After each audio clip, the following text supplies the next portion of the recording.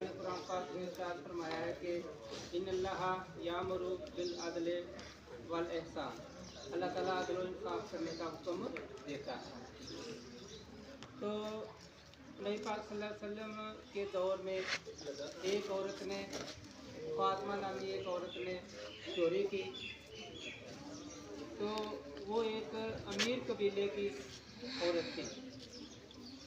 तो लोगों ने चाहा कि इसको बचा लिया जाए सज़ा से, क्योंकि उस दौर में जो चोरी करता था उसकी सज़ा जो है ना ये थी कि हाथ काट दिए जाते थे।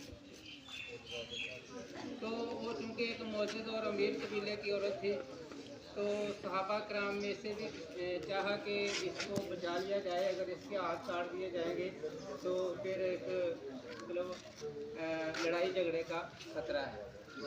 तो चनाचे एक सहाबी को तैयार किया गया, उसामा बिन ज़ैद को रज़ी अल्लाह तआला अन्हु के, वो सिफारिश करे हुज़ूर सल्लल्लाहु अलैहि वसल्लम से कि इस औरत को माफ़ कर दिया जाए। तो जब नबी पाक सल्लल्लाहु अलैहि वसल्लम की बारगाह में लेके गए सिफारिश, तो नबी पाक सल्लल्लाहु अलैहि वसल्लम ने नाराज़गी का इजहार करते हुए फरमाया कि तुमसे पहले जो कौमें थी इसीलिए बर्बाद हो गई क्योंकि वो ताकतवर को छोड़ देते थे और कमज़ोरों को सज़ा देते थे। तो इसी तरह हमें